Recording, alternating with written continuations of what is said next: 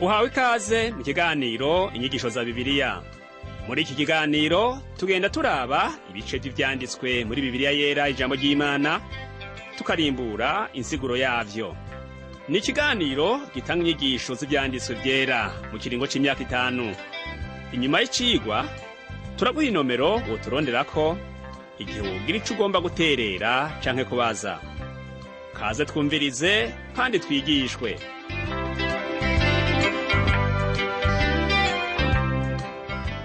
Nshuti nawe mugenzi mukunzi washimye kubana natwe muri kino cigwa c'inyigisho za Bibiliya, ndakuramukije amahoro y'umwami wacu Yesu Kristo abane nawe.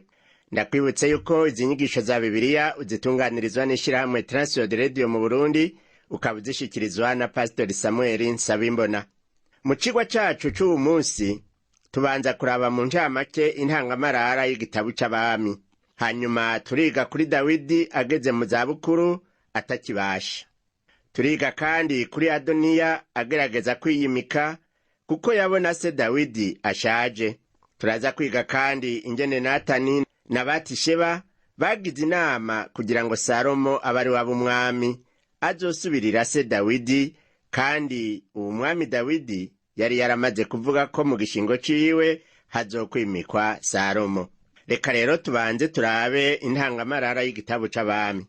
Igitabo ca mbere c'Abami hamwe n'igitabo ca kabiri c'Abami nyene ni ibitabo bigira kabiri mu rukurikirane rw'ibitabo bitatu usanga ari bibiri. Ivyo bitabo navyo ni ibi bikurikira: igitabo ca mbere hamwe n'icya kabiri ca Samweli, igitabo ca mbere hamwe n'icya kabiri c'Abami, hamwe n'igitabo ca mbere n'icya kabiri c'igitabo c'ivyo ku ngoma. Mu ntango y'ivyo bitabo vyari kimwe.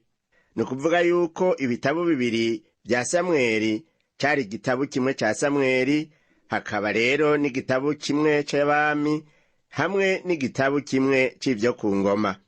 Abahinduye Bibiliya mu rurimi twumva nibo bagabuyemwo kubiri ivyo bitabo, kandi babigize ngo vyorohere abasomyi ba Bibiliya. Naho umwanditsi w'iki gitabo atazwi, igitabo ca mbere hamwe n'igitabo ca kabiri c'Abami vyanditswe mu gihe ingoro y'Imana canke urusengero rwa mbere rwari rugihagaze, nk'uko tubisanga mu gitabo ca mbere c'Abami igihimba c'8 umurongo w'8 havuga ngo: kandi iyo miniho yayo yari miremire, bigatuma uwuhagaze ahera hafi y'ahera cane yarashobora kubona imitwe yayo, ariko uwuhagaze hanze ntiyayibona, kandi nihikiri kugeza n'ubu. Abantu bamwe bavuga yuko Yeremiya ari we yoba yaranditse igitabo ca mbere hamwe n'icya kabiri c'Abami. Abandi nabo bakavuga ko vyoba vyanditswe n'akagwi k'abavugishwa n'Imana. Intumbero nyamukuru y'ibi bitabo iri muri aya majambo aboneka ibihe 9 mu gitabo ca mbere c'Abami. Ayo majambo avuga ngo nk'uko so Dawidi yagenda. Mu yandi majambo dukurikira uko umuryango wa Dawidi wari uri. Umwami wese wo mu muryango wa Dawidi yasuzumwa hisunzwe ingendo ya Dawidi. Ariko rero wibuke ko yari ingendo y'umuntu, kandi ntiyari ingendo yo hejuru cane mw'isi. Ariko tubona ko abami bagiye bakurakuranwa batashoboye gushitsa iyo ngendo. Reka dushima Imana ko hari bamwe bashoboye kugendera mu nzira nziza. Muri iki gitabo ca mbere c'Abami no mu ca kabiri, ivyanditswe bihishura gusubira inyuma no gusenyuka k'ubwami. Ubwa mbere ubwami bwigabuyemwo kubiri, hanyuma ubwami bwigabuye, hanyuma ubwami bumaze kwigabura burasenyuka rwose. Hari imirongo ngenderwako tubona muri ibi bitabo bibiri vy'Abami. Imirongo ya mbere ngenderwako ivuga gusubira inyuma no gusenyuka k'ubwami bwo mu buraruko. Usomye mu gihimba ca 17 ku murongo wa 22 n'uwa 23 mu gitabo ca kabiri c'Abami havuga ngo: maze Abisirayeli bagendera mu vyaha vyose Yerobowamu yakora, ntibabivamwo gushitsaho Uhoraho yabakuriye imbere yiwe, nk'uko yari yarabivugiye mu basavyi biwe bose yavugisha. Umurongo wa kabiri ngenderwako uvuga ugusenyuka k'ubwami bwo mu bumanuko. Uwo nawo turawusanga muri iki gitabo ca kabiri c'Abami igihimba ca 25 umurongo wa 21 uvuga ngo: umwami w'i Babuloni arabazibagura, abatsinda ngaho nyene iribura, mu ntara y'Ihamati. Uko niko abayuda bajanywe kw'inyagano bagakurwa mu gihugu cabo. Mu gitabo ca mbere c'abami rero havugwa ivy'ukwiyagura k'ubwami, hanyuma mu gitabo ca kabiri c'abami naho havugwa ugusenyuka k'ubwami. Dufashe ibi bitabo bibiri nk'igitabo kimwe, bitangura kutubwira ivy'umwami Dawidi, bigaheza bitubwira ivy'umwami w'i Babuloni. Ibi bitabo vyompi vyerekana ukuganza k'umuntu kwishize hejuru y'ukuganza kw'Imana, ariko ingaruka ntizabaye nziza. Ukuganza ko mw'isi gutegerezwa kugiriranira isano n'uko mw'ijuru, kugira ngo imigisha ironke inzira yo kuza ku bantu b'Imana. Imigambi y'umuntu ntishobora guhindura imigambi y'Imana nk'uko tuzobibona.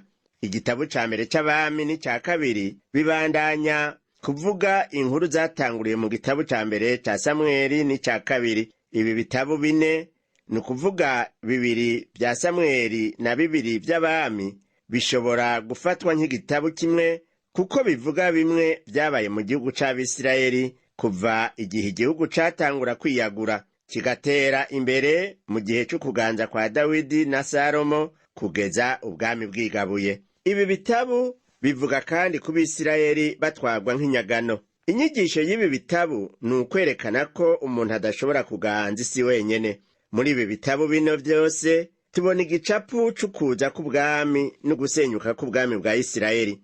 Dufashe igitabo ca mbere c'abami ukwaco, kidondora ivy'inganji y'umwami Salomo mwene Dawidi hamwe n'abamusubiriye mu ntwaro. Igihe Dawidi yari ashaje cane atagishoboye kugenda no gutegeka nk'uko bikwiye, bamwe mu bahungu biwe bagerageje uko bashoboye kugira ngo bamusubirire. Impera n'imperuka Salomo niwe yahavuye atahira ico kibanza co kuba umwami. Ubwami bwiwe bwaranzwe cane cane no kubaka ingoro y'Uhoraho hamwe n'ingoro y'ubwami bwiwe. Naho yari yatanguye neza, iherezo rya Salomo rirateye agahinda, kuko yahavuye akorokera mu gusenga ibigirwamana, abikwegewemwo n'isinzi ry'abagore yari afise, hagwiriyemwo abanyamahangakazi. Ivyo bikaba vyatumye Imana iteza ubwo bwami kwigaburamwo kubiri. Iki gitabo gishimikiye ku kwerekana ko umwami akwiye kuba umwizigirwa ku Mana kugira ngo igihugu ciwe gitunge gitunganirwe. Ukugarariza Imana hamwe no gusenga ibigirwamana navyo vyama bisuka igihugu mu kaga. Reka rero dutandukire igihimba ca mbere c'igitabo ca mbere c'abami. Umutwe mukuru w'iki gihimba ca mbere ni ingene Adoniya yagerageje kwigira umwami hanyuma biranka. Ikindi tubona gikuru muri iki gihimba ni ukurobanuzwa amavuta kwa Salomo. Nk'uko twamaze kubivuga mu ntangamarara, igitabo ca mbere c'abami hamwe n'icya kabiri bibandanya kuvuga ivyabaye dusoma mu gitabo ca Samweli ca mbere no mu ca kabiri. Muri iki gihimba ca mbere c'igitabo ca mbere c'abami rero tubona ko Dawidi yari ageze mu zabukuru, ni ukuvuga ko yari ashaje. Umwe mu bahungu biwe Adoniya yagerageje kwiyimika, ariko Natani na Batisheba bagerageza gusaba Dawidi ngo Salomo, uwundi muhungu wa Dawidi, aba ari we asigwa amavuta nk'umwami w'Abisirayeli. Reka turabe intege nke za Dawidi n'ingene Adoniya yagombye kwiyimika. Umurongo wa mbere w'igihimba ca mbere c'igitabo ca mbere c'abami gitangura kutubwira umwami Dawidi ageze mu zabukuru. Umurongo wa mbere wo muri iki gihimba uvuga ngo umwami Dawidi yari ashaje ageze mu zabukuru, bari basigaye bamupfuka impuzu ntabagisusuruka.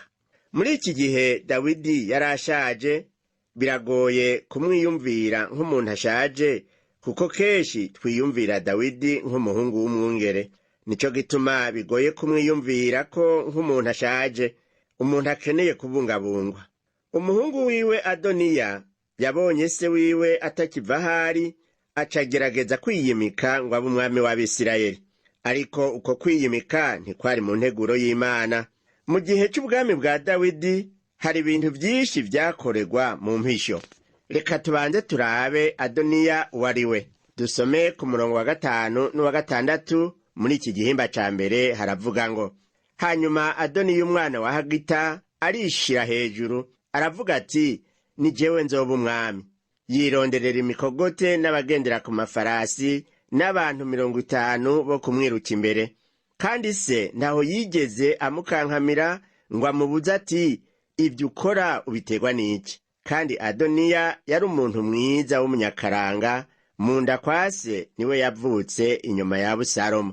Adoniya yari umuhungu agira 4 wa Dawidi, yavukiye i Heburoni. Ubisomye mu gitabo ca 2 ca Samweli igihimba ca 3 umurongo wa 4. Nyina wiwe yitwa Hagita, umwe mu bagore ba Dawidi. Nta kindi kintu tuzi kuri uwo mugore kiretse ko izina ryiwe risobanurwa ngo umunezero. Ngo Adoniya umwana wa Hagita yishira hejuru. Ijambo kwishira hejuru riratangaje, kuko hari umurongo mu vyanditswe vyera uvuga ko wishira hejuru azoshirwa hasi. Ngo kuko umuntu wese yishira hejuru azocishwa bugufi, kandi uwicisha bugufi azoshirwa hejuru, nk'uko Luka yavyanditse mu gihimba ca 14 umurongo wa 11. Na Adoniya rero azocishwa bugufi kuko yishize hejuru. Ivyanditswe vyera bitubwira ibintu vyinshi vyerekeye Adoniya. Yari umusore yishima kandi yibona. Umubonye warabona ko hari ico bapfana na Abusalomu yigeze kugarariza Dawidi. Ikibabaje nuko Dawidi atayigeze ahanura Adoniya umuhungu wiwe. Dawidi ntiyarazi guhanura umuryango wiwe. Yari afise umuryango udatunganijwe neza, eka mbere no mu kirimbi we ibintu ntivyari bitonze neza. Adoniya rero mu kwiyimika ngo abe umwami, yabonye ibintu bitameze neza, araheza yikika mu kiza. Ivyo yakora vyose Dawidi yarabibona, ariko ntiyigeze amukankamira ngo amuhanure nk'umuvyeyi wiwe.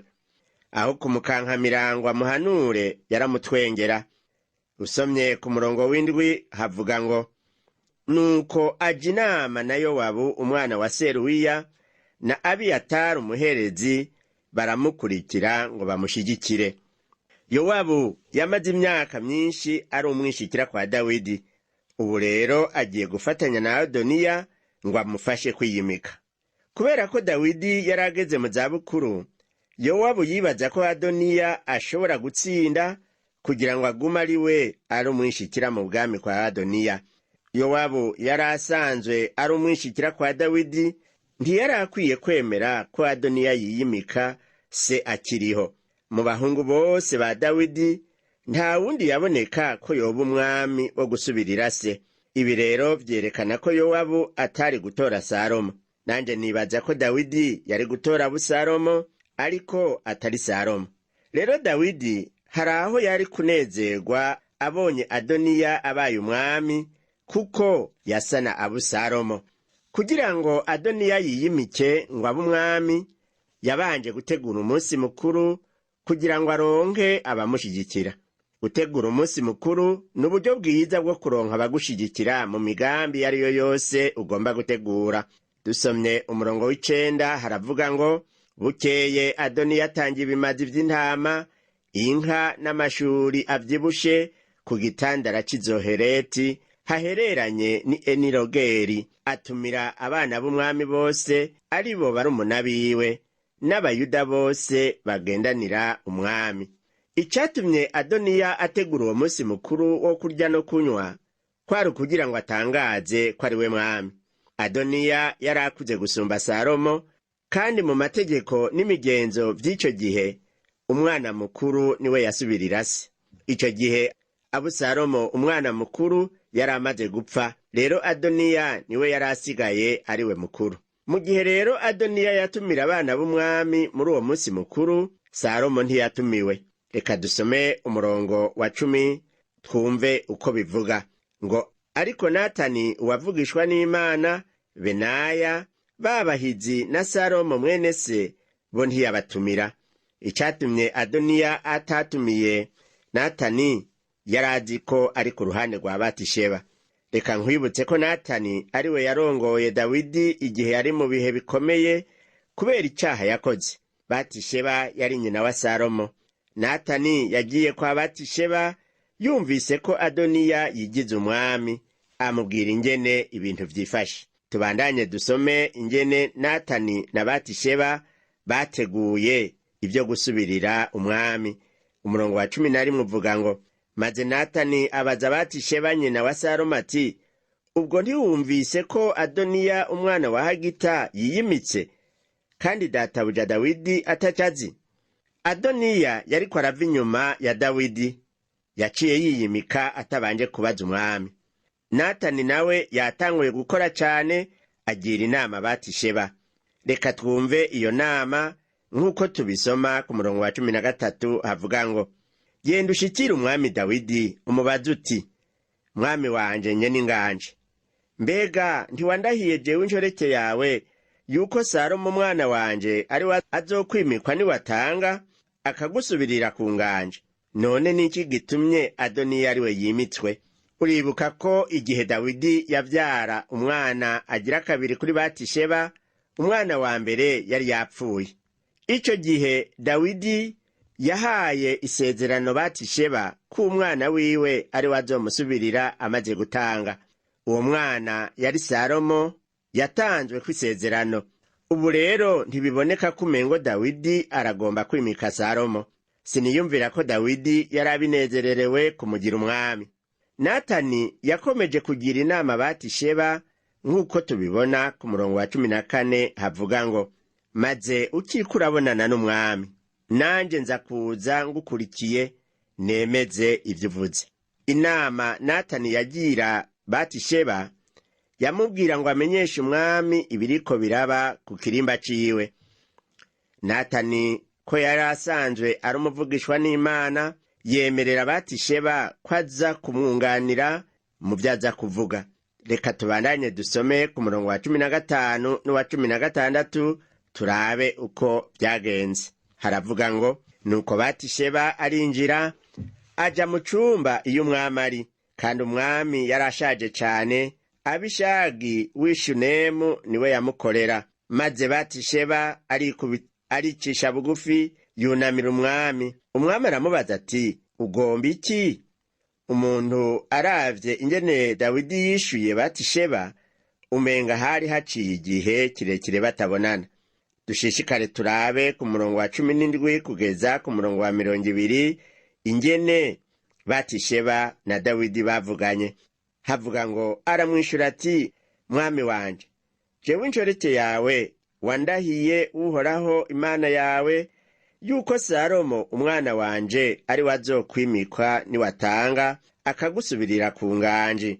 Ariko none mwami wanje nyeninganje, Adoniya niwe yimitswe, kandi ntiwabimenye. Yabaza inka, amashuri avyibushe n'intama vy'isinzi, atumira abana bawe bose databuja na Abiyatari umuherezi na Yowabu umukuru w'ingabo, ariko umusavyi wawe Salomo ntiyamutumiye. None rero amaso y'Abisirayeli bose bayahanze wewe mwami wanje nyeninganje, kugira ngo ubamenyeshe uwuzogusubirira ku nganji niwatanga. Dawidi rero ntiyari bwatore uwuzomusubirira mu bahungu biwe benshi. Birashoboka ko Adoniya yari umunyakaranga, umuhungu ashoboye, kandi ko hoba hari abantu benshi bashima yuko ari we yobabera umwami. Batisheba rero yakomeje kubwira umwami Dawidi nk'uko tubisoma ku murongo wa 21 kugeza kwa 24 ati, ariko utagize ico ukora mwami wanje nyeninganje, niwahambya basogokuruza twe n'umwana wanje Salomo bazotwita bagararije. Akiriko arabonana n'umwami, Natani uvugishwa n'Imana arinjira, babarira umwami bati, uvugishwa n'Imana Natani nguwu hano. Arengutse imbere y'umwami, akubita inkoro hasi, aramwunamira. Natani abaza umwami ati, mwami wanje nyeninganje, mbega ni wewe wavuze yuko Adoniya ari we azokwimikwa niwatanga akagusubirira ku nganje? Ngubu rero Natani nawe hamwe na Batisheba bagomba kumenya ko Dawidi yatoye Adoniya ngo azomusubirire niyatanga. Dawidi ntiyarazi na kimwe Adoniya ariko arategura. Reka tubandanye dusome ku murongo wa 28 kugeza ku murongo wa 30, twumve inyishu Dawidi yatanze. Haravuga ngo, maze umwami Dawidi aramubarira ati, mpamagarira Batisheba. Nuko arengutse ahagarara imbere y'umwami. Umwami ararahira ati, ndarahiye uguhoraho k'uhoraho yagiye andokora mu byago byose, uko nakurahiye uhoraho Imana ya Isirayeli, yuko Salomo umwana wawe ari we azokwiba ninatanga akansubirira ku nganji, niko ngira ndabishitse uwu munsi. Igihe Dawidi yariko arabwira Batisheba ku bijanye na Salomo, niwumve ingene yavuze.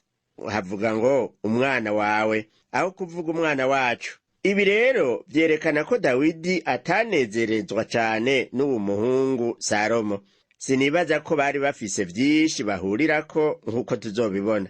Dusomye kuva ku murongo wa 31 kugeza ku wa 33, turabona ingene Batisheba yakiriye iryo jambo rya Dawidi n'ingene ibintu byakomeje kuja imbere vyihuta.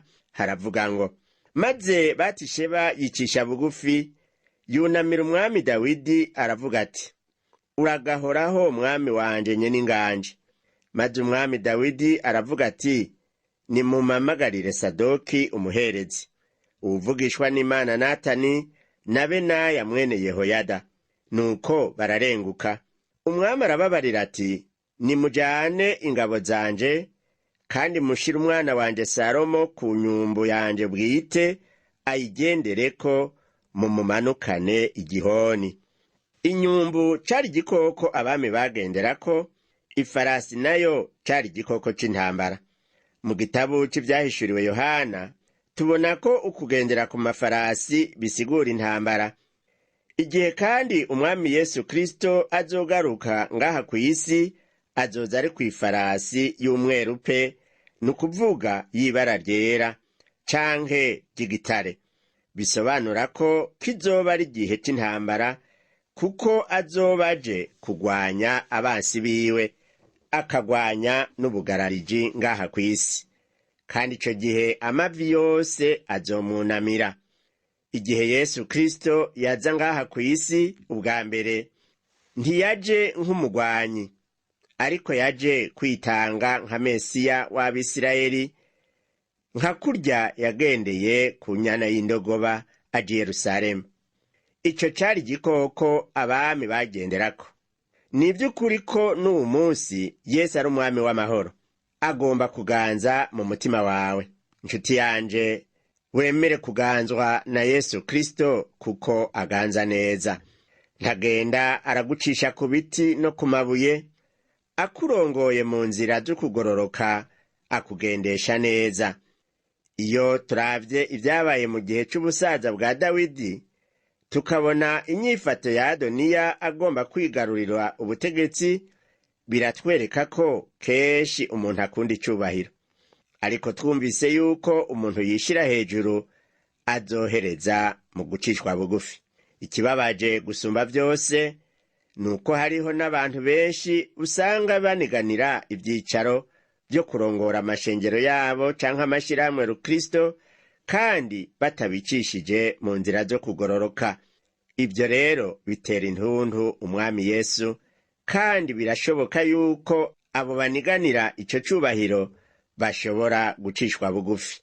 Nshuti yanje mugenzi uteze amatwi kino cigwa c'inyigisho za Bibiliya, kw'isonga ry'uko kuniganira uburongozi hariho n'abantu usanga baratwaye ikibanza c'Imana mu buzima bwabo, akaba aribo basigaye barongora batitayeho na gatoya ic'Imana ibagombako. Hari abo usigara wumva bavuga ngo nibo bica bagakiza, kandi nibo bafise ijambo rya nyuma.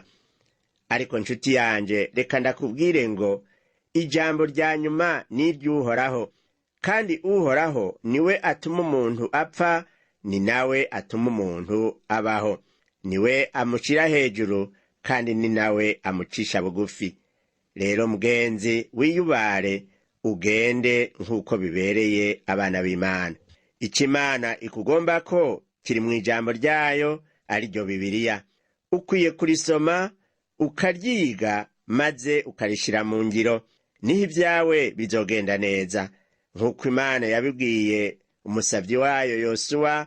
Yasubiriye Mose mu gitabo ciwe ca Yosuwa gihimba ca mbere umurongo w'8, yamubwiye ati, ibiri muri ico gitabo c'ivyagezwe ntuzobikure mu kanwa kawe, ariko uzokwame uvyiyumvirako ku murango no mw'ijoro, kugira ngo ubone kwitondera ivyanditswemwo vyose, niho ibyawe bizogenda neza ukagira amahirwe. Reka rero turangize kino cigwa cacu c'uwu munsi.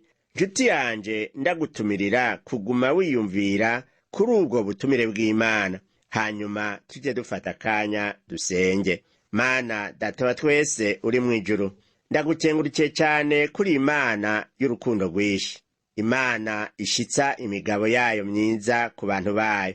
Warabanye na Dawidi mu burongozi bw'igihugu c'Abisirayeli, kandi yabaye umwami wanezererewe. Ngubu arageze mu zabukuru, hariko haraduka abagomba kwiyimika mu kibanza ciwe, ariko kandi hariko haraza inama nziza ya Natani n'umwamikazi Batisheba. Ndakwinginga Mana, kubw'uwo muntu ariko arumvira iki cigwa c'inyigisho za Bibiliya, akaba nawe ari umuntu yariko aragomba kwishira hejuru, na cane cane uwu murongozi w'ishirahamwe canke w'ishengero, n'uwo ariko araniganira ivyicaro, ubigishe kurongorwa nawe, ubigishe guca bugufi, kugira ngo bumvire ijwi ryawe, barongowe n'ibiri mu gitabo cy'ivyanditswe ari byo Bibiliya, babishire mu ngiro kugira ngo ivyabo bigende neza.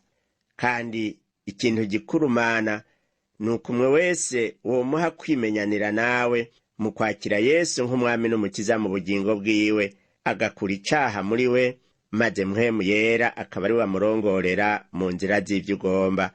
Umugirire gutyo Mana, kugira ngo izina ryawe rihabwe icubahiro. Ndabisabye mu izina ry'umwami n'umukiza wacu Yesu Kristo, amen. Icigwa cacu co kuri uno munsi kigarukiye ngaha, naho ubutaha umwami wacu Yesu Kristo aguhezagire.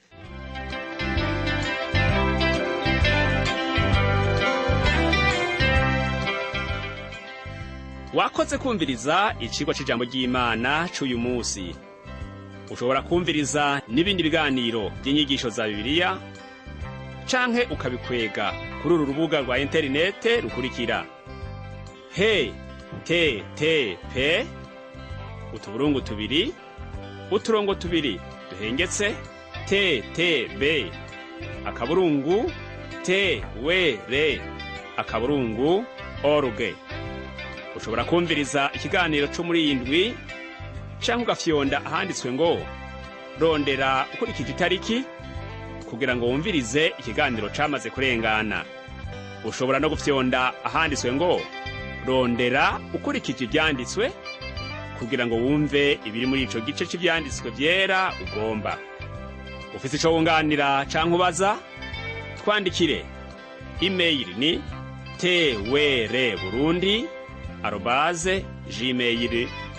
twr@gmail.com. Ushobora kandi kudusanga kuri Facebook yitwa TWR Burundi. Ushobora no kutwakura kuri iyi telefone yo mu biro, inomero ni 22 24 26 57 mu masaha y'akazi, canke kuri telefone ngendanwa, inomero ni 69 67 12 77 79 74 19 93. Udusanga kandi kuri WhatsApp, nimero ni 79 38 71 99. Yesu aguhezagire.